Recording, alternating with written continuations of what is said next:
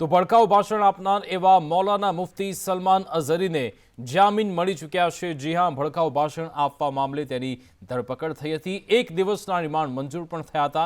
આજે સાંજે 4 વાગે તેના રિમાન્ડ પૂર્ણ થયા અને ફરી કોર્ટમાં રજૂ કરાયો અને હવે અઝહરીના જામીન મંજૂર થઈ ચૂક્યા છે। મૌલાનાના શરતી જામીન મંજૂર થયા છે અને સુરક્ષાને ધ્યાનમાં રાખી હવે મૌલાના અઝહરીને રાજકોટમાં મોકલવામાં આવશે। રાજકોટ જેલમાં રહેશે। તો રાજકોટથી કચ્છ પોલીસ પણ હવે મૌલાનાનો કબજો લેશે, કારણ કે કચ્છમાં પણ એક ફરિયાદ દાખલ થઈ છે। કચ્છમાં જેણે આયોજન કર્યું હતું તે આયોજન કરનાર આરોપીની ધરપકડ થઈ ચૂકી છે।